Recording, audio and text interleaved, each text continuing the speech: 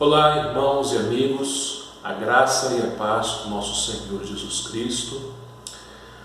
Hoje eu quero começar com vocês o estudo de mais um livro da Bíblia. A partir de hoje nós estudaremos a Epístola de Tiago. Eu quero te convidar a abrir a sua Bíblia nesse livro, Epístola de Tiago, e nós vamos ler apenas o primeiro versículo dela. Tiago 1, verso 1. Capítulo 1, versículo 1. Que nos diz assim: Tiago, servo de Deus e do Senhor Jesus Cristo, às 12 tribos que se encontram na dispersão, saudações. Vamos orar. Ó Deus, eu quero te pedir que o Senhor, Pai, fale com cada um daqueles que estiverem me ouvindo agora. Que o Senhor, Pai, tenha misericórdia de mim, me use, ó Pai, apesar de mim, para a Tua glória, para a edificação do Teu povo e para a salvação de almas, ó Deus, através desse nosso breve estudo da Tua Palavra. Que somente a Tua voz seja ouvida nesse instante, ó Deus. É o que nós te pedimos em nome de Jesus. Amém. Meus queridos e amados irmãos e amigos, muitas coisas temos passado nesses últimos dias e muitas coisas eu e você também temos ouvido nestes últimos dias.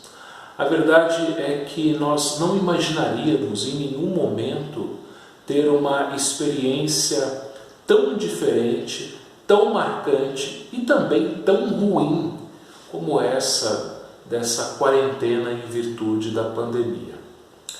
Mas apesar de tantas dificuldades que temos passado nesse período, esse período tem sido um período de fortalecimento espiritual para todos nós. Temos encontrado mais tempo para orarmos e lermos a Bíblia. A igreja redescobriu o culto doméstico e as famílias cristãs têm dedicado tempo para juntos também cultuarem a Deus. Irmãos, a Epístola de Tiago é uma epístola curta e uma epístola muito prática para nos aprofundarmos nela, para aprendermos dela nesse período também. E justamente essa epístola foi escrita a cristãos que também estavam passando por sofrimentos, por dificuldades, estavam passando por experiências muito ruins, aliás, bem piores do que as nossas. E Tiago aqui, ele inicia a sua epístola com uma breve saudação no versículo que nós lemos.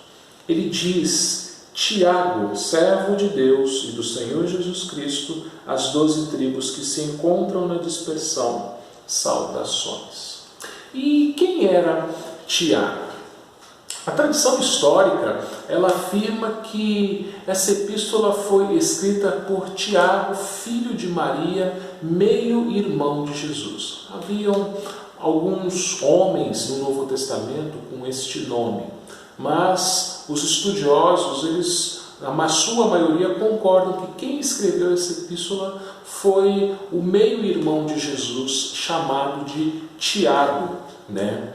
E durante o ministério de Jesus, Tiago, assim como seus demais irmãos, eles eram incrédulos. Nós vemos lá em João capítulo 7, né, a incredulidade dos irmãos de Jesus. E também em Marcos capítulo 3, versículo 21, que os irmãos de Jesus até mesmo achavam que ele estava fora de si, né? Não criam no seu ministério, não criam nele mesmo, né? Nas suas obras. Mas acontece que Paulo nos relata lá em 1 Coríntios 15, que depois da sua ressurreição, Jesus apareceu a Tiago.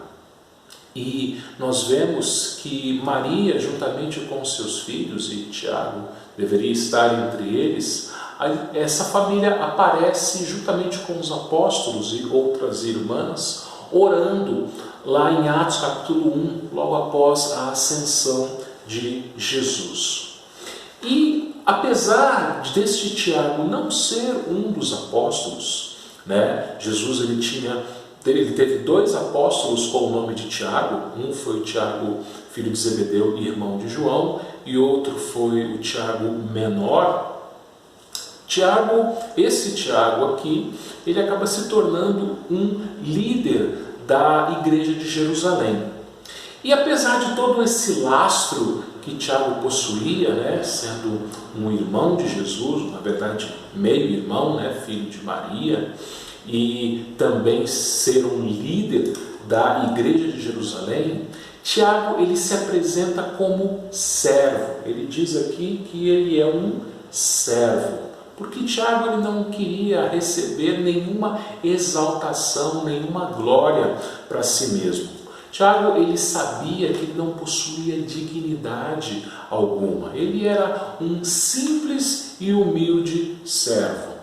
Tiago ele havia aprendido com as palavras de Jesus que o Filho do Homem veio para servir e não para ser servido. E Jesus ensina aos seus discípulos a serem também servos. E com Tiago não era diferente.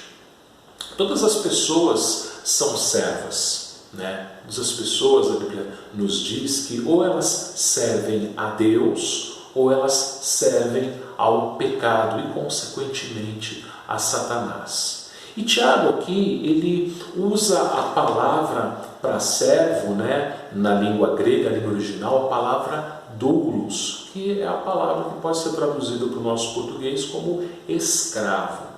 Então, Tiago, ele devotava a sua vida exclusivamente, diz aqui o texto, a Deus e ao Senhor Jesus Cristo.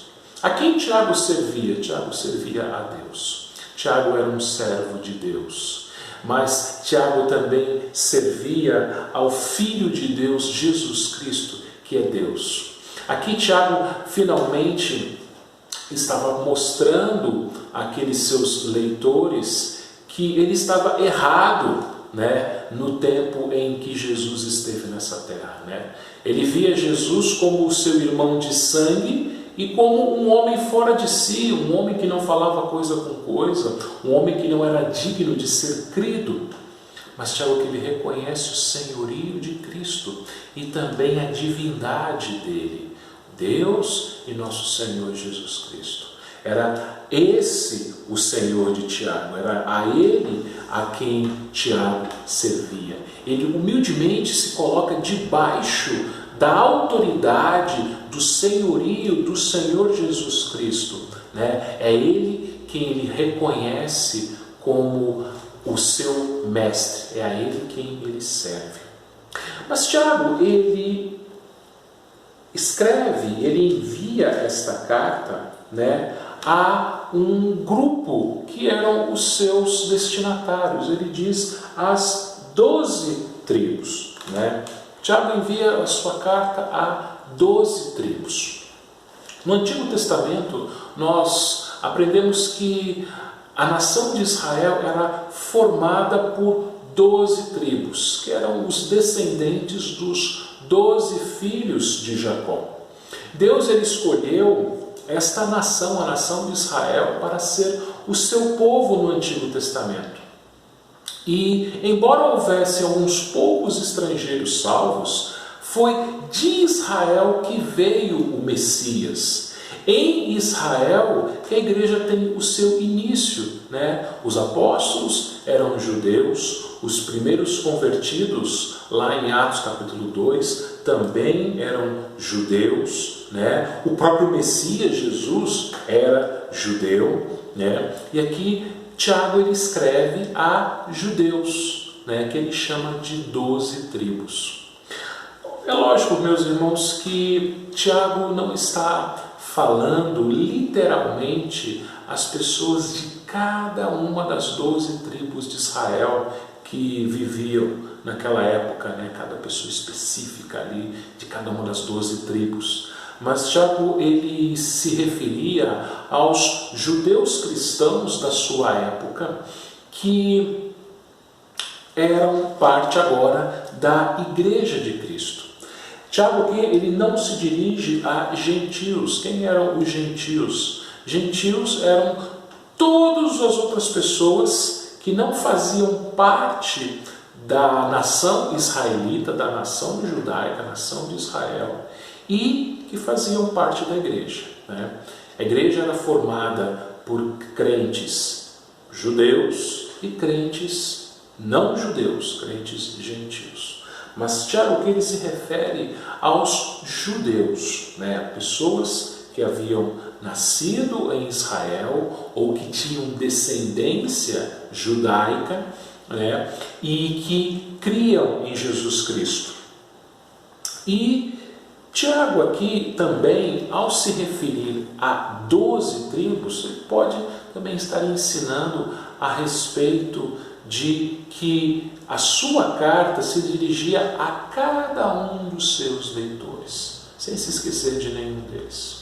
Aqui na carta de Tiago, que nós estamos começando o seu estudo hoje, Tiago vai ensinar que nós não devemos fazer acepção de pessoas.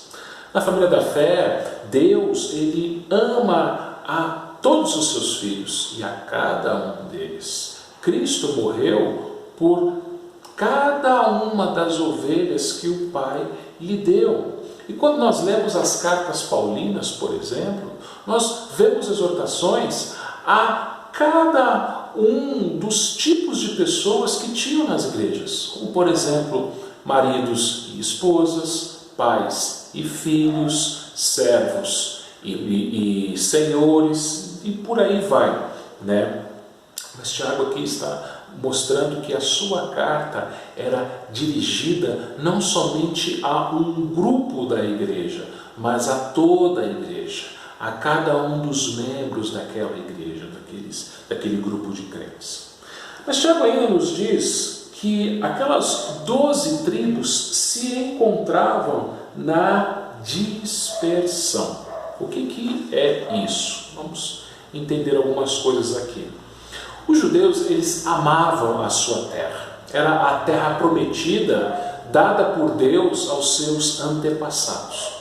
Mas esses judeus agora não estavam mais em Israel. Eles não estavam mais na sua terra, na sua casa, né? Eles eram estrangeiros em terra estranha. Eles encontravam-se na dispersão.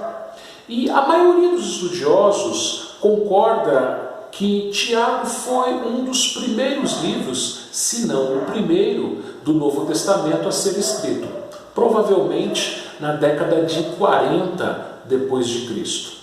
E muito provavelmente Tiago escreveu a sua carta àqueles membros da igreja de Jerusalém que foram perseguidos após a morte de Estevão. Nós vemos isso lá no início do capítulo 8 de Atos, né? Crentes da igreja de Jerusalém, membros da igreja de Jerusalém, que após a morte de Estevão foram perseguidos, e por causa disso eles tiveram que sair de Jerusalém, ir para outros lugares, né? E por toda parte eles anunciavam o Evangelho. E meus irmãos, pela carta nós vemos que esses irmãos, esses crentes, eles além de estarem morando numa terra estranha, eles estavam sofrendo. Muitos deles estavam passando pela pobreza, estavam sendo perseguidos, estavam sendo oprimidos pelos mais ricos. Alguns tinham perdido suas casas, perdido seus empregos. Então eles passavam por um momento muito difícil, um momento de muito sofrimento, de muita angústia, de muita provação, inclusive. E Tiago, então, nessa situação, nessas circunstâncias, é que ele escreve então uma carta pastoral, dando um alento, um ensino, um encorajamento àqueles irmãos.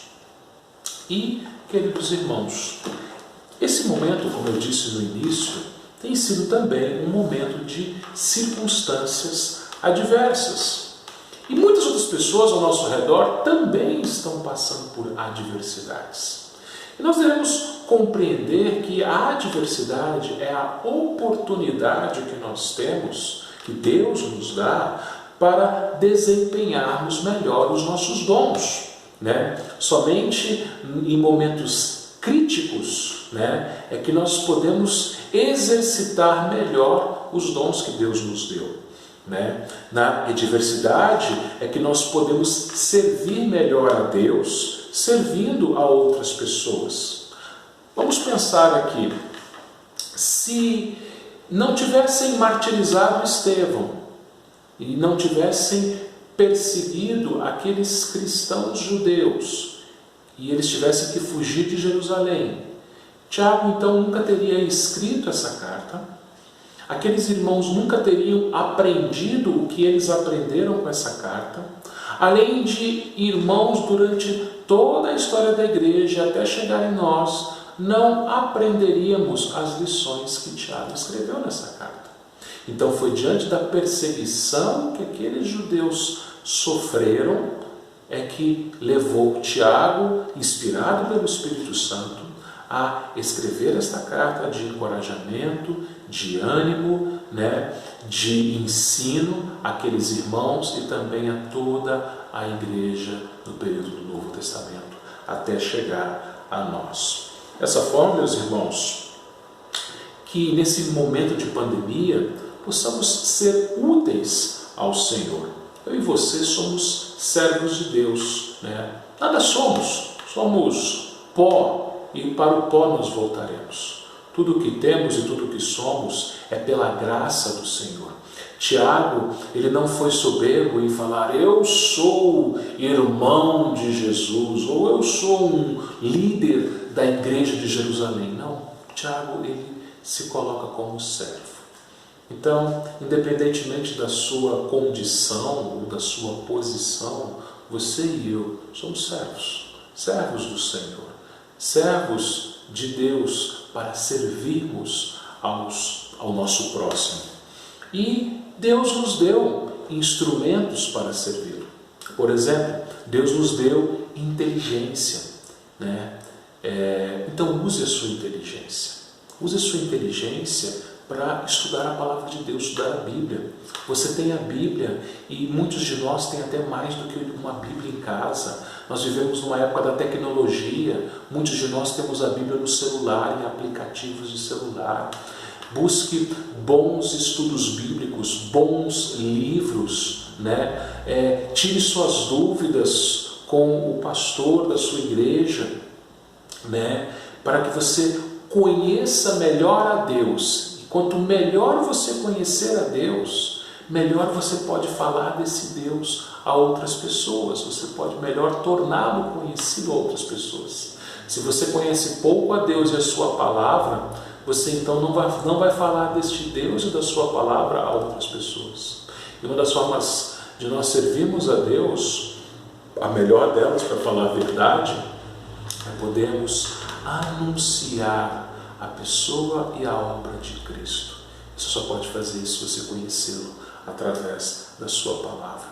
Você também pode servir a Deus e ao próximo orando, intercedendo. Como eu disse, nós temos o privilégio de vivermos num período de tecnologia. Use a tecnologia ao seu favor. Muitos são os pedidos de oração que muitas vezes circulam pelas redes sociais. Monte um caderno de orações, um caderno de intercessões e tire um tempo do seu dia para você orar por essas pessoas, por cada uma delas. Ore pelos irmãos da igreja, da sua igreja, pelas famílias da igreja. Mande mensagens, telefone para os irmãos da igreja, ore com eles por telefone, para que assim possamos ser úteis no reino de Deus, servindo a Ele e servindo também o nosso próximo. Também nesse período de pandemia nós temos visto pessoas passando por dificuldades financeiras. É um período que você pode também auxiliar aqueles que passam por essas dificuldades. Pessoas que estão passando por aperto, né, nas suas casas, né? Talvez, se você não puder contribuir com uma cesta básica, mas com um alimento ou com mesmo até com um valor, né, se estiver ao seu alcance, são oportunidades que Deus nos dá para servi-lo e servir ao nosso próximo. Em segundo lugar, meus irmãos, nós aprendemos que Deus tem um povo, né? Aqueles que creem em Jesus fazem parte desse povo. No Novo Testamento nós aprendemos que a igreja é o Israel de Deus, né? A igreja, ela não é restrita a uma nação específica. Como eu falei, Deus usou uma nação específica para dela vir o Messias. Mas o Messias, ele veio para pessoas de todas as nações, né? Pessoas diferentes, de idades diferentes, de culturas diferentes, de nível intelectual e social diferentes, ricos e pobres, velhos e jovens, né? Pessoas dos mais variados tipos e dos mais variados lugares. E Deus ama cada uma delas pessoalmente. Não pense você que talvez por você ser uma pessoa de poucos recursos, ou talvez você ser uma pessoa de pouco estudo, que Deus não se lembra de você. Muito pelo contrário. Deus não se esquece de nenhum dos seus cordeiros, de nenhuma de suas ovelhas. A providência de Deus, ela age em cada uma das suas criaturas e ela age pastoralmente na vida de cada um do seu povo, de cada ovelha do seu povo. É interessante que nós aprendemos na parábola da ovelha perdida que até as ovelhas mais rebeldes, as que se afastam do rebanho, Deus vai atrás delas, em busca delas, até encontrá-las e trazê-las de volta ao aprisco. Talvez você que esteja me ouvindo tenha por algum motivo se afastado do aprisco do Senhor.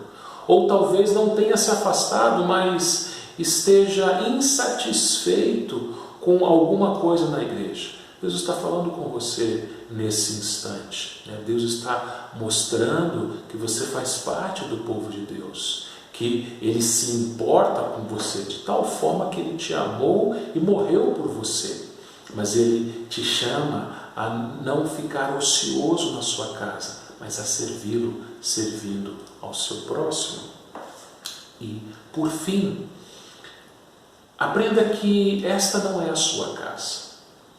Assim como aqueles judeus estavam dispersos, morando longe de sua terra, longe de suas famílias, longe do seu país, nós também estamos longe da nossa casa. Vejam, muitos de vocês, né, especialmente os irmãos, né, das igrejas de Taboa e Correias, né, muitos nunca se mudaram de cidade ou nunca se mudaram de bairro, e alguns nem de casa, né, desde que nasceram moram na mesma casa. E talvez muitos nem vão mudar, vão passar a vida inteira no mesmo lugar.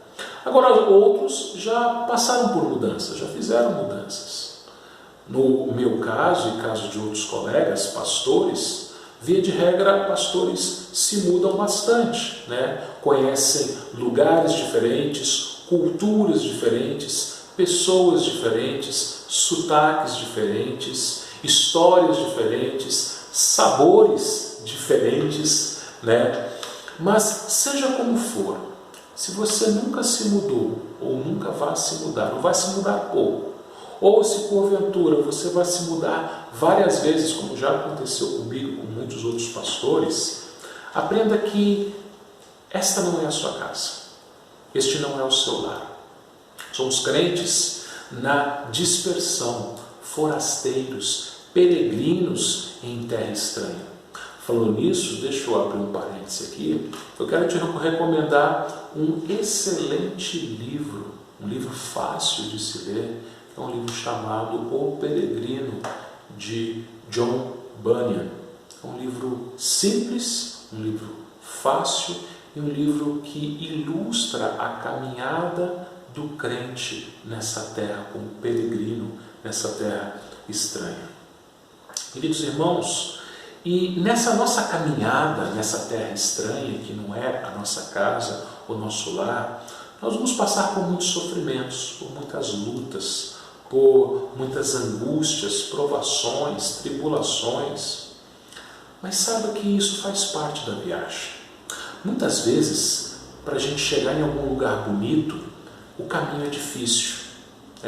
Às vezes, eu já visitei lugares muito bonitos que o caminho era muito difícil, que a estrada era muito ruim, mas valia a pena porque depois, no final daquele caminho, você tinha lá uma praia muito bonita, ou um campo, um lugar muito bonito, né? Agora, sendo mais específico e mais profundo, para que nós pudéssemos chegar ao céu, o caminho foi a cruz. Jesus, ele suportou a cruz no nosso lugar, para que nós pudéssemos ter a certeza da salvação, a certeza da nossa entrada na Jerusalém celestial. E também ele nos dá as nossas cruzes para cada um de nós tomarmos a nossa cruz e suportarmos essa cruz durante a vida, seguindo a Ele dia a dia, negando-se a si mesmo e carregando a nossa própria cruz, né? Para até chegarmos ao final da nossa viagem, da nossa jornada. E, por fim, saiba que essa viagem, você e eu, nós não fazemos sozinhos. É como nós estivéssemos em um ônibus, né? Em uma grande família, né? A família da fé, a igreja. Estamos todos juntos na mesma viagem. Todos nós, pessoas diferentes, né? As 12 tribos eram famílias diferentes, né? Mas era o mesmo povo, né? Nós também viemos de lugares, de famílias diferentes, mas fazemos parte de um mesmo povo, de uma mesma igreja. Estamos juntos caminhando rumo a Canaã celestial. E somos conduzidos, né, não por um motorista humano nesse ônibus que eu disse, mas pelo próprio Senhor Jesus Cristo. É Ele quem nos conduz, é Ele, o nosso Deus, que nos conduz seguros, e nós chegaremos em segurança ao nosso destino final, ao nosso lar celestial. Que Deus te abençoe, que Deus nos abençoe nesse período de pandemia e por toda a nossa vida, que sejamos servos úteis nas mãos do nosso Deus, servindo a Ele, servindo ao nosso próximo, servindo a nossa igreja. Que, como povo de Deus, possamos entender que essa não é a nossa casa, mas enquanto estivermos aqui, sejamos úteis na nossa caminhada rumo ao nosso lar celestial. Vamos orar? Senhor nosso Deus, obrigado por essa oportunidade. Obrigado, Pai, pela Tua palavra que tem nos ensinado a cada dia. Ajuda-nos, ó Deus, a sermos obedientes, servos e servas do Senhor. E nos ajude, Senhor, nesta caminhada, Senhor, como Teu povo, rumo ao nosso lar celestial. Cuida de cada um desses meus irmãos, Pai. Abençoe-os, dê entendimento da Tua palavra. Cuide daqueles que estão me ouvindo e talvez não Te conheçam. Que o Teu Espírito Santo, ó Deus, abra o seu coração para Te conhecer, para crer no Senhor, ó Deus. É o que eu Te peço em nome do Senhor Jesus. Amém. Muito obrigado. Deus abençoe a sua vida e um grande abraço.